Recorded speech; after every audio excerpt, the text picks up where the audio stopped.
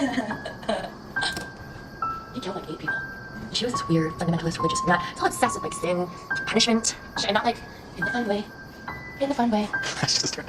दोस्तों आज हम सी नो इवल पार्ट 2 को एक्सप्लेन करने वाले हैं। तो मूवी की शुरुआत में हमें एक हॉस्पिटल दिखाया जाता है। हॉस्पिटल की हमें वो जगह दिखाई जाती है जहाँ पर पोस्टमार्टम वगैरह होता है। वहाँ पर 2 लोग काम कर रहे होते हैं। इनमें एक फीमेल होती है और एक मेल होता है। फीमेल डॉक्टर का नाम एमी होता है। एमी के साथ जो डॉक्टर होता है वो उसे पसंद भी किया करता था और वो काफी अच्छे दोस्त भी होते हैं। आज के दिन ही एमी का बर्थडे भी होता है, जिस वजह से वो काफी खुश भी होती है, क्योंकि हर साल उसके कोलीग्स उसे बर्थडे पार्टी दिया करते थे। वो अपने बर्थडे पार्टी में जाने के लिए रेडी हो रही होती है, लेकिन तभी उसे एक न्यूज मिलती है कि अभी रुक जाओ कि एक बहुत ज्यादा सीरियस कंडीशन पेशेंट आ रहा है। तो इस वजह से एमी को रुकना पड़ जाता है। अब हमें एम्बुलेंस के अंदर का सीन दिखाया जाता है। इसमें जो आदमी होता है वो जेकब होता है। जिस भाई साहब ने इस मूवी के फर्स्ट पार्ट को देखा है वो तो समझ जाएगा कि जेकब कैसी चीज है। दोस्तों ये पार्ट फर्स्ट में एक बिल्डिंग से गिरता है लेकिन मरता नहीं है। जेकब साहब इतने ज्यादा जाइंट होते हैं कि 10वें माले से गिरने के बाद भी इन्हें कोई फर्क नहीं पड़ता, ये सिर्फ बेहोश ही होता है। अब एमी और उसका दोस्त बेहोश जेकब को अपने साथ हॉस्पिटल के अंदर ले आते हैं। इसका कुछ थोड़ा बहुत ट्रीटमेंट कर देते हैं। सबसे पहले उसका वेट चेक करते हैं जो कि 350 kg के बराबर होता है। इसकी हाइट भी काफी ज्यादा होती है। ऐसे ही नहीं लोग इसे जाइंट भी कहते थे। वो देखते हैं कि इसे इतनी ज्यादा चोटें आई हैं लेकिन फिर भी ये जिंदा है। इसे देखकर एमी कहती है कि ये इतना तगड़ा इंसान है, इसे ये चोटें क्या कर सकती हैं। एमी यहाँ से फारिग होकर एक और रूम में आती है जिसमें काफी ज्यादा डेड बॉडीज पड़ी होती है। उन पर क्लॉथ करवाया गया होता है। अचानक से ये डेड बॉडीज जिंदा हो जाती है। ये डेड बॉडीज अचानक हिलने लगती है